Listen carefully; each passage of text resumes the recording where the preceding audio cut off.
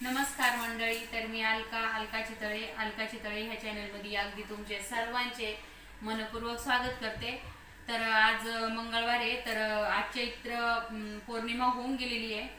तर चैत्र महिना असल्यामुळे तर मला ना ही परडी सारायची होती. तर चैत्र पौर्णिमा काही माझ्याकडून झालं नाही. माझे म्हणजे कलर वगैरे घराचं काम थोडं चालू होतं. तर चला म्हणलं आज आता ही परडी आपण सारून घेणार येतं.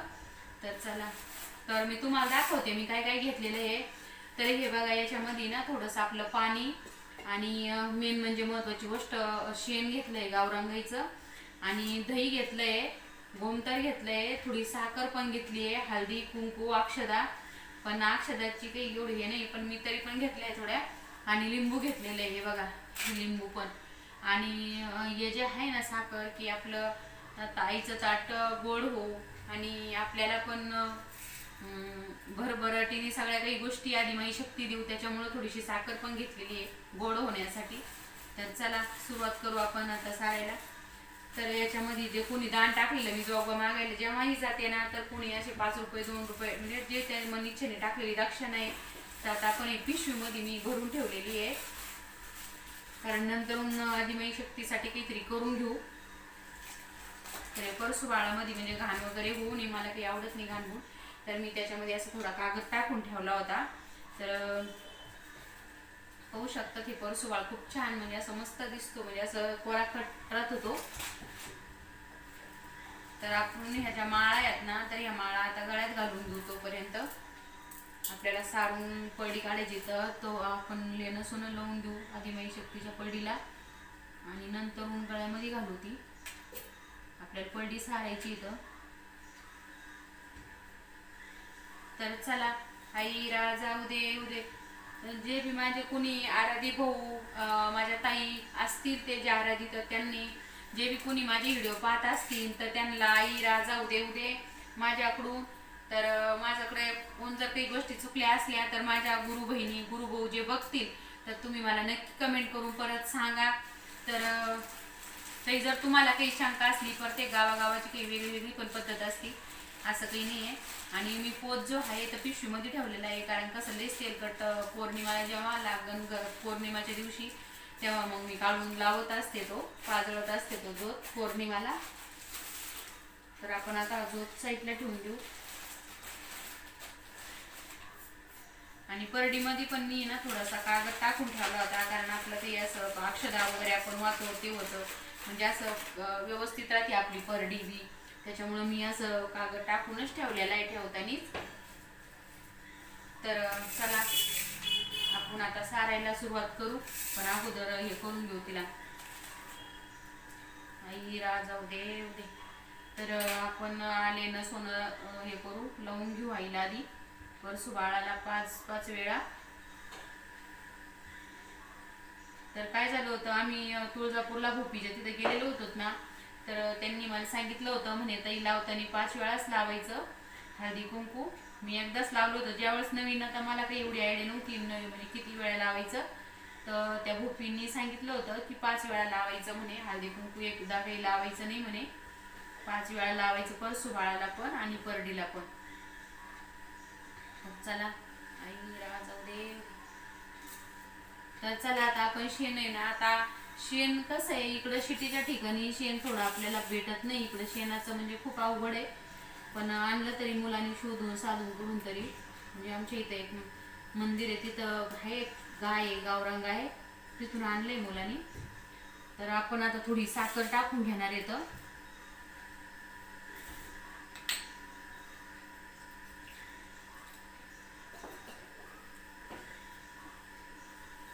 पाणी पण नाही आहे म्हणजे पुसायला नाही होते. तर आपल्याला याचा जास्त मान आहे लेण्या सोन्याचा, आपण याच्यामध्येच टाकून घेणार येतं थोडं थोडं हळदी कुंकू. परत ते दही आहे, ते दही टाकून द्यायचं त्याच्यामध्ये थोडं. त्याच्यामध्ये गोमतर टाकायचं आहे आपल्याला सगळं. हे लिंबू आहे, लिंबू पिळून घ्यायचं, थोडीशी नॉर्मल साखर टाकायची थोडी गोड होण्यासाठी. आपलं ताट खायचं, लिंबू पूर्ण पिळून देणार आहे मी आता याच्यामध्ये. कारण घरामध्ये घराचं काम झालं. मी मागं पण बऱ्याच वेळेस मी बोललेली होते म्हणजे असं माझ्या युट्यूब फॅमिली सोबत की आपलं घराचं काम चालू आहे, घराचं काम चालू आहे. तर घराचं काम थोडं छोटंसंच होतं, मोठं होतं पण थोडं कमीच केलं आम्ही. अर्ध केलं ना, अर्ध तसंच ठेवलं गेलं दुसऱ्या काही कामानिमित्त काही कार्य आल्यामुळे पुढं. तर म्हणलं चला मग आता घराचं काम झालं, कलर वगैरे झाला, सगळं झालं. तर म्हणलं आता आपल्याला तुळजापूरला चैत्र महिना संपून जाईल तर तुळजापूरला जायचंय. सगळं आवरून झाल्यानंतर आज आता आपण आईची परडी पण सारून घेणार आहे. तर सगळं आपलं साफसफाई झाली, मग आईचं ताट कशाला तसं ठेवायचं म्हणून आईचं ताट पण मी आता सारून बिरून असं मस्त घेणार आहे. आणि त्याच्यानंतरूनच मग मला आता तुळजापूरला पण जायचं आहे. आणि आपल्या इथं परड्याचा कार्यक्रम पण आहे. तर मी तुमच्याशी नक्की नंतर शेअर करणार आहे. तर तुम्ही नक्की हे करा, बघत राहा.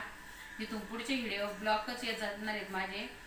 शॉर्ट व्हिडिओ काही मी टाकणार नाही इथून पुढं तुम्हाला, म्हणजे शक्यता कमीच टाकत जाईल आणि ब्लॉग जास्त टाकीत जाणार आहे.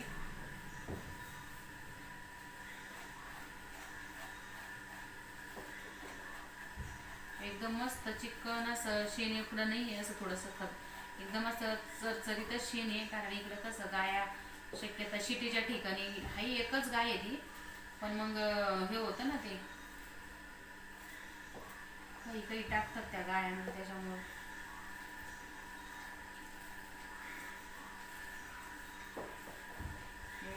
ब्लाऊज पिसानी पण सारल्या जाते. पण आपल्याला काही ब्लाऊज पिसाची गरज नाही आहे, कारण आम्ही बऱ्याच वेळा परडी सारलेली 2-3 वेळा, त्याच्यामुळं मऊ झालेली पूर्ण, हाताला लागण्याची काही एवढी आवश्यकता नाही आहे. मस्त सारल्या जाते ती छान.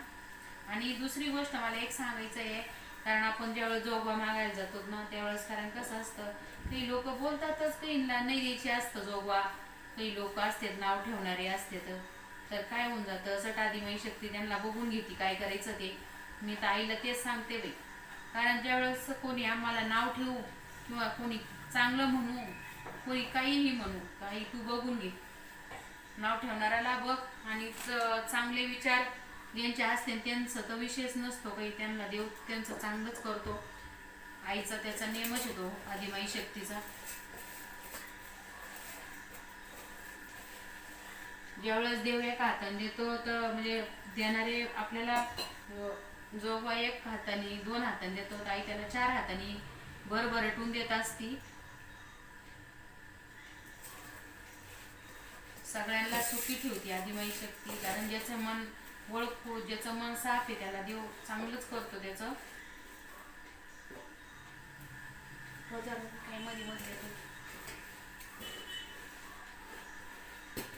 अंबाबाई तू लाड लाड ये ग, अंबाबाई तू लाड लाड ये ग, काग धरीलास राग, धरीलास राग, माझी आई तू लाड लाड ये ग, माझी अंबाबाई लाड लाड ये ग, काग धरीलास राग, धरीलास राग.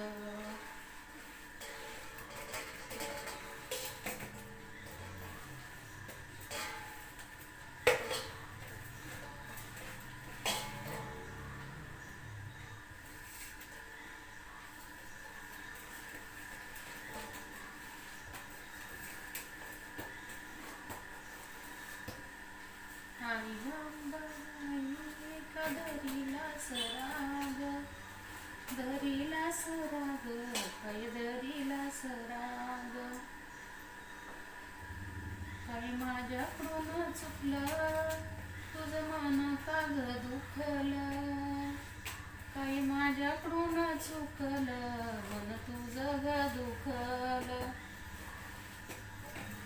माझ्या देण्यात आणून दे ग, माझ्या आदिमाई शक्ती.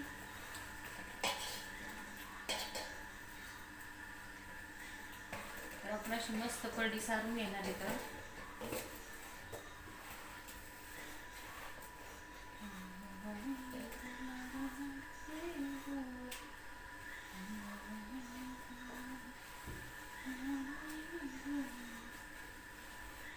शेतीच्या ठिकाणी काय होऊन जातं, शेणच व्यवस्थित भेटत नाही हो.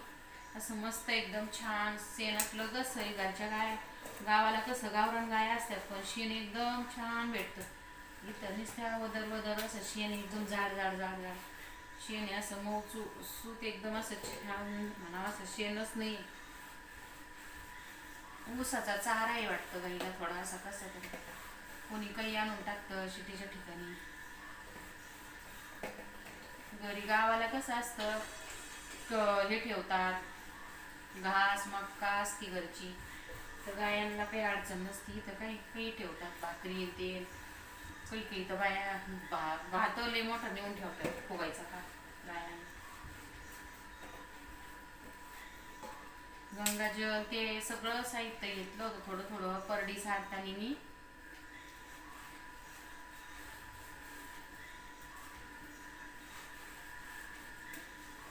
गहू फुगूनच आले डायरेक्ट शेणात. तर मी आता तुम्हाला हा माझा ब्लॉग येणार आहे, तर माझा त्याच्यानंतर तुळजापूरचाच राहणार आहे. तर तुम्ही माझे व्हिडिओ बघत जात जा माझ्या यूट्यूब फॅमिली. मी आता इथून पुढं ब्लॉग पण टाकणार आहे, तर माझे बघत जा ब्लॉग. तुम्ही आवडले तर परत कमेंट वगैरे करून सांगत जा. काही गोष्ट चुकली असेल तर की अशी अशी चुकली आहे तुमची गोष्ट, अशी असं करा. तर माझे गुरु भाऊ गुरु बहिणी जरी काही कधी चुकून होतं माणसाकडून, चुकी माणसाकडूनच होत असती, पण तुम्ही मला नक्की कमेंट करून सांगायचं. तुम्हाला जर जे काही गोष्टीमध्ये काही तुम्हाला वाटलंच तसं तर माझ्या गुरु बहिणीला गुरु भावाला सांगते मी की जर चुकलं काही तर तुम्ही मला नक्की सांगा. मी तर अशी परडी सारत असते दरवेळेस. ज्यांच्यापर्यंत माझा व्हिडिओ जाईल काही शेणाचं आहे ना लईच हे एवढं बरोबरच शेण नाही आहे हे एवढं खास म्हणावं असं, पण आता कसं तरी मी सारते. आणि परडी सारताना व्यवस्थित म्हणलं आता काय आपलं घरदार आपण सगळं स्वच्छ केलं, आणि मग शक्तीचं ताट पण स्वच्छ करायला पाहिजे ना. म्हणजे काय होऊन जातं की आपण जसं आपलं जेवणाचं ताट कसं स्वच्छ घासतो, आपण एकदा नाही निघालं तर दोनदा दोनदा घासतो, तसंच आदिमाई शक्तीचं पण आहे. तिचं पण व्यवस्थित ताट म्हणजे एकदम चकचकीतच राहायला पाहिजे, व्यवस्थितच व्हायला पाहिजे सगळ्या गोष्टी. नीट नाटकं नाही तर मग काय होऊन जातं हात पाय कंबर दुखतं, नुसते अंगात चमका निघात्यात नुसत्या अंगात अशा चमका निघात्यात, उठता येत नाही, बसता येत नाही, चालता येत नाही. चिकनगुन्या झाल्यावर कसं होतं अंग चमकतं तसं चमकतं, चुकी झाल्यावर नाही तर असं फनफन फनफन करतं बेंडासारखं. कारण थोडी जरी चुकी झाली तर आई कशी माफी नाही. ती आदिमाई शक्ती तुळजापूरची, त्याच्यामुळं कसं आहे चुकी हुकीला माफी नाही आहे. तिथं काम करतानाच आईचं चांगलंच करायचं, वेळ लागला तर चालत, पण खराब अजिबातच नकोय. म्हणजे असं चुकून द्यायचं काम नाही करायचं, इटळा चांगलाचं जपणं ते करणं, सगळ्या गोष्टी वेळेवर सारून सुरून घेणं, व्यवस्थित नाटकं करणं. तर सगळं आवडून झालं म्हणलं चला आता आईचं मस्त असं चकचकीत ताट असं सुंदर सारून घेऊन आणि मग आता मी जाणार आहे तुळजापूरला. तर तुळजापूरवरून आल्यानंतर आपली आता पाहू शकताय परडी सारून झाली, परसुबाळ पण छान असा सारून झालाय. तर इथून पुढचे माझे ब्लॉग राहत जातील. तुम्हाला मी तुळजापूरला गेले तर आपल्याला पारड्या भरायच्या आहेत, ते पण ब्लॉग तुमच्यापर्यंत येतील. तर तुम्ही नक्की मला हे करत जा, व्हिडिओ बघत जा, लाईक वगैरे करत जा, आणि चुकलं उकलं तर सांगत जा. तर माझ्या सर्व यूट्यूब फॅमिलीला बाय बाय. आता झालेली आहे परडी सारून.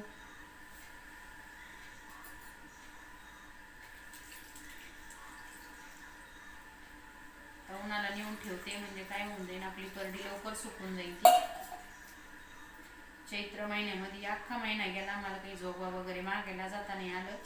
आणि दुसरी गोष्ट एक अशी आहे, तुम्हाला माळ पण दाखवते. एकदा मिस्टरचं जाणं झालं होतं, म्हणजे जाणं होतच असतं त्यांचं तुळजापूर तिकडं माऊरगड अक्कलकोट वगैरे. तर मी त्यांना सांगितलं होती म्हणलं जर तुम्ही गेले तर मला एक माळ घेऊन या.